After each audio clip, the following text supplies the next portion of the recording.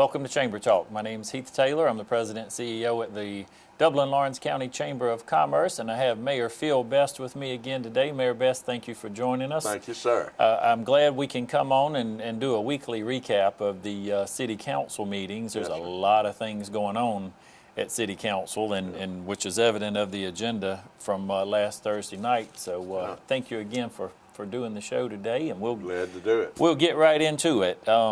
Again, you always start the meeting out with the pledge and a prayer, and I think that's appropriate, and then the approvals and paying the bills. Right. I understand we paid all our bills again this month, and did.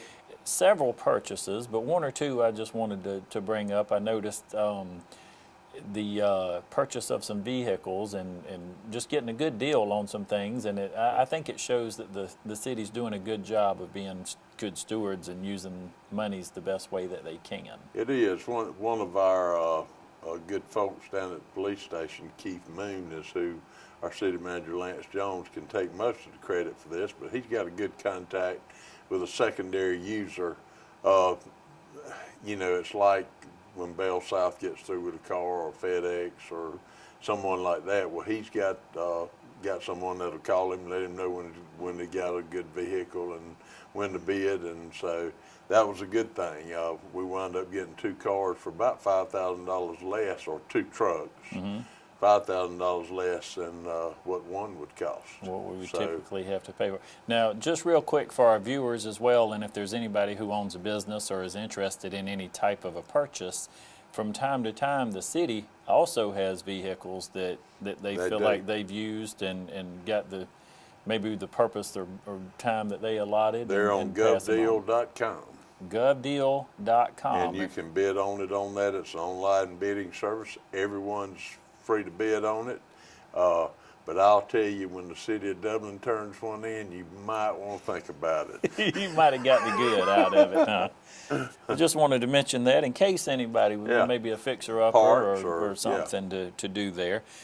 Miss Brenda Smith, Executive Director of the Dublin Housing Authority, gave an update. Yeah, you know, we've had a lot of activity lately on multifamily affordable housing, tax credit homes that have wanted to come into the community. And Brenda, of course, is the Executive Director of the Housing Authority, so council wanted to get her take on how this needs to be. And frankly speaking, Brenda thought, you know, the need is there. We do need more affordable housing. Some of her housing is beyond repair, that needs to be torn down or either repaired.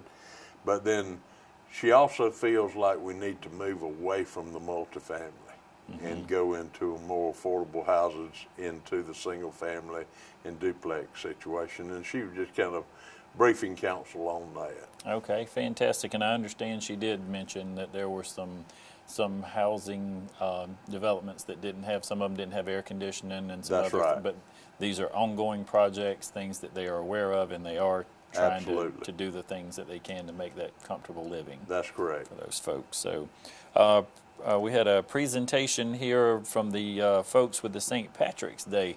And man, don't it seem like, are we talking about that already? It's hard to believe, but yes, Alexis Hughes came by and just gave us an update and thanked us for always supporting it, and you know, just giving us a breakdown of what was going to be happening next March. And I guess they do have to, about April of this year, they started preparing for next year. That's a big event. So we will be having St. Patrick's Day in Dublin next year, and the city's on board with supporting and helping out where they can. Yeah. So that's wonderful. The second reading on the de-annexation that we talked about last time. That was passed unanimously. Council voted unanimously to allow the de-annexation. And again, I'll stress that was such an unusual de-annexation. It was not one that was contiguous to a growth pattern of our 5-year comprehensive plan. It was actually created or done back when in 2008, when a real estate developer was going to develop it, and that went south. So the utilities were never run to the site.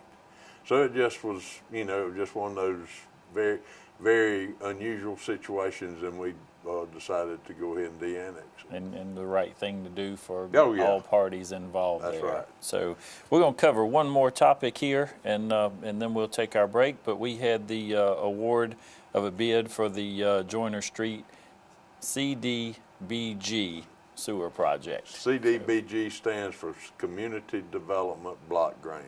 Okay. And that is typically done in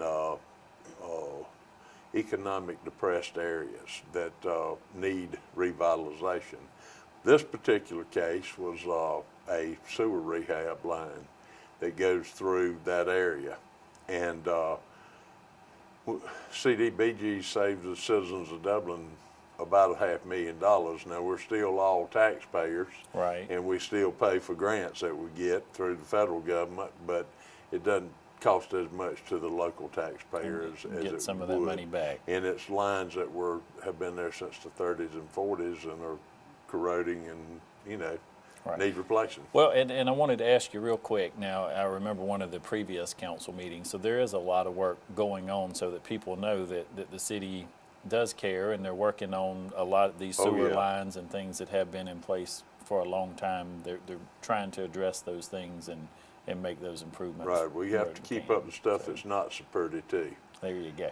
The parks are pretty, but the infrastructure needs to be done. That's right. It's got to be in place. We're gonna take a commercial break, and then we'll come back and continue our conversation. Did you know that Century 21 is the most recognized name real estate brand? Here are just a few reasons why on the local level. Benny Helton, Charlene Lamb, Yvonne Robertson, David Deeves, Pam Tillery,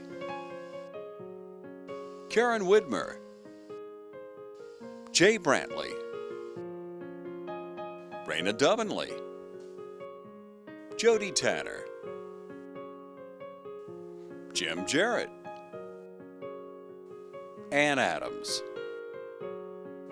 Leanne Walker, Ruth Watson, Charlene Brantley, and George Durden Broker. Century 21 proudly serves Lawrence and all the surrounding counties. Call us for a free marketing analysis and ask about the pre-seller's warranty while your house is listed. Welcome back to Chamber Talk. I have Mayor Phil Best with me today, and we are recapping the last Thursday night City Council meeting. Mayor Best is gracious enough to come on and do this recap for us each and every week. And again, Mayor, we appreciate you taking the time to inform our citizens and make sure folks are up to date on what's going on with the city here. Our next item that was on the agenda last Thursday was the bid for Polymer Logistics sewer system improvement. So let's talk a little bit about how that process works. Well, the entire 257 corridor is dedicated to industrial growth for the most part. But in some cases, you have to do some improvements to the sewer or specific needs that an industry may have, and that's what that's about. We just, that was our contribution to helping to recruit them. And with the type of business that they have, I'm guessing there may be a little more need for some proper disposal of waste and things like that. So the approval of the Dublin Historic Review Board guidelines. Well, we've had the Bellevue corridor from City Hall to Bubba's Tire Center has been designated as the historical district for a long time. Probably 12 months ago, if not a little longer, we included the downtown area with that, and basically included from the City Hall to past the courthouse to Washington Street, and the Monroe, or excuse me, the street that runs in front of the first, Gaines Street. Gaines Street, and then Madison Street. So pretty well that corridor, it juts out a little bit some places. Well, anytime you do include, there's different requirements and different suggestions that you would have in a historical district than you would a typical R1, R2, R5, whatever the zone may be. So what we wanted to do, and thank the Historical Review Board for doing this, is come up with some guidelines that we can publish and allow the people that are in these areas to see and say, this is the vision we have Right. for our city 20 years from now. And that way they're not trying to figure out what they can do and what they can't do. The architects and the planners and the designers get those guidelines ahead of time and can design to that. Right. It's not an ordinance, it's not a law, but it's just simply a suggestion that we hope that the folks will help us to Sure. improve the looks of our downtown. And so it's a tool that we can use to continue to grow while we're preserving our history as well. That's right. So, great, that's awesome. The next item on the agenda was the approving, the amended, restated gas supply contract between the City of Dublin and the Municipal Gas Authority of Georgia. I think basically what we're saying, there's a nice big paragraph here, is the city's going to continue providing gas for the residents in Dublin. That's right, and if you want the details of that, you need to call Lance Jones, because I really don't know. He just said we needed to do it. And he said this has been done. So we got another one on here. Item number 11 was a resolution to submit a 2016 application to the Georgia Initiative for Community Housing. I don't know if you remember it or not, Heath, but about 8 months ago, we had about a 4-day meeting of that group here in Dublin. And they came in and they toured our city and really had a great time. They enjoyed us hosting them here. But this is a group of people that you apply to be a part of. And what you learn from that is everything from what you do about historical guidelines to how to deal with affordable housing as it needs to be dealt with, new projects going on, just everything dealing with housing. And it's a group, a very diverse group from all over the state of Georgia. We have applied to be a part of that group and maybe send 2 of our representatives to actually start attending the meetings and learn more about that. That's great. That's great. And you see a lot, even in the chamber community these days, a lot of inner city visits and different things going to successful communities to see what they're doing and how it worked. And that may not be exactly what we do, but we can take bits and pieces and make it work for our community here. That's right. So that's great. Mayor Best, this one is a topic we covered a little bit earlier, but this is a specific rezoning. An ordinance to rezone a little over 3 acres of property over near Moore Street Station and Russell Drive from professional to R4, which is multi-family residential. Right. And I'll give you some time to talk about that and what happened there. It actually went through 2 developers. One group of developers came several months ago and wanted to rezone that and put multifamily housing there. Council at the time decided to postpone the action on it until they could learn more about the project. Right. And then be able to talk to Brenda Smith, our housing authority person. In the meantime, another developer took the project over, and I think Will Curry was the agent representing them, and so they wanted to do the same project with just a different developer. Okay. It was denied for several reasons. There were several residents from the Oak Point subdivision there that were opposed to it, and obviously, you know, I guess this has nothing to do with anything but economics, but if you've got a $300,000 or $400,000 house and you have a multifamily complex there, it does affect the value of your house. Affordable housing has nothing to do with it. It's just a matter of zoning. Right. And so that, and along with some other reasons, it was denied unanimously by planning and zoning and then upheld by the city council. Okay. And so that will be the end of that, since this was on this particular project, it will be, yes. Okay. Let's see. Land Bank Authority Board appointments. That's one that I'm really excited about. I think this is the start of something big. Mr. Emery Bostic, who is with the South Side Revitalization, and Councilman Jerry Davis, that you know, had a passion for getting a land bank authority in front of council to consider. And it's been used successfully in Macon around the Mercer area a lot. But basically what this is an authority that will be made up of 7 people, 4 appointed by the city, 2 the county, and 1 the housing authority. And it'll have an advisory board from the school board. And their function and will be similar to the development authority or the downtown development authority. They can be used as a tool to buy and sell and trade old dilapidated houses. They can, for instance, let's just use this as an example.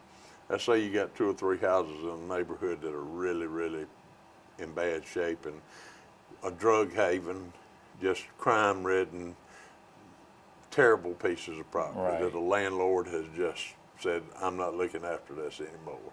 Can't get them to do anything about it. So this authority can go in there. The city can actually, I'm struggling with words. Take possession of it, condemn it. Okay.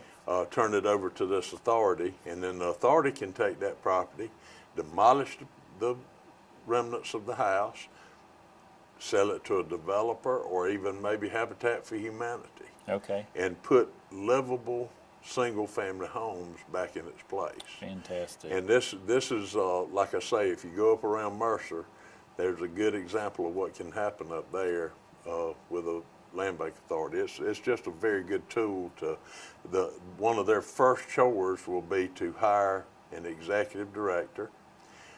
That executive director will then take the lead and run the authority. That sounds fantastic. Mayor, we're going to take one more short break, Okay. and then we'll come back and wrap things up. All right. Building relationships is as easy as FSB. For more than 100 years, Farmers State Bank has been helping people just like you. Integrity, commitment, service. That's Farmers State Bank.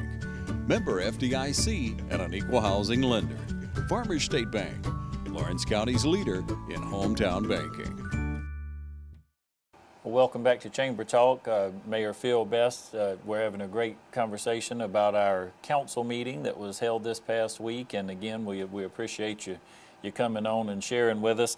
Mayor Best, before the commercial, we were talking about the Land Bank Authority. Right. And I understand we mentioned the appointments of the board. The city appointments have been made. That's correct. And there are still some others that will be coming soon. That's right. The city appointed, the city council appointed Jerry Davis, Councilman Mayor Pro Tem Jerry Davis, Deborah Stanley, who is an employee and our grant writer, chief grant writer, Ricky Porter, who is the minister at Washington Street Presbyterian Church, and Brad Lofton, who is over the Development Authority. Right. The county will probably, my guess is, appoint theirs at their meeting in September, since I think they've already had their August meetings. So they will appoint their 2, and then my understanding is that Miss Brenda Smith will be the appointee for the Housing Authority. Okay. So, and again, and I think we may have covered this on the last show, but when will we maybe see some evidence of the work of this authority? My real guess is a year. Okay. I mean, I think there's going to be a structure process that you have to go through. All of the legal documents are in place, but you still have to hire executive director. You have to go through condemnations, identifying properties, that sort of thing. Acquiring funding and all sorts of... And this authority will actually be self-sufficient. The goal is within 3 years. Awesome. The city of Dublin budgeted $85,000 per year, and we can't commit past a year, but our intention is to do that for 3 years, and then at the end of that 3-year period, they should be self-sufficient by buying, selling, and trading land. Sounds like a great plan. Mayor Best, you have anything else you want to share with our citizens before we wrap up today? Just always appreciate being able to get in front of you and tell you what's going on. We really, this year has been a great year for crowds coming down to City Hall, and it's so much better when we have folks there that are interested in what's going on, and you're not just sitting up there by yourself. So we appreciate that, and again, we thank the Chamber of Commerce for what you do and what y'all have meant to the community and continue to mean, and appreciate the efforts y'all put in. We appreciate you, Mayor Best, and all of your efforts, and the City Council. Want to take just a brief moment before we close to tell you or invite you, all of the members of the Chamber of Commerce will be having a membership appreciation luncheon this Thursday from 11 to 2. And that'll be at the Chamber on the McGrath King Conference Center grounds there. We're going to serve some hot dogs up, and we've got some wonderful vendors and sponsors that'll be out there to share their goods and services with you. So we hope you'll join us on Thursday from 11 to 2. Have a hot dog with us and shake hands with some of our city officials and some leaders that'll be there. And as always, we want to wrap up the program by reminding you that it's a great day for business in Dublin and Lawrence County.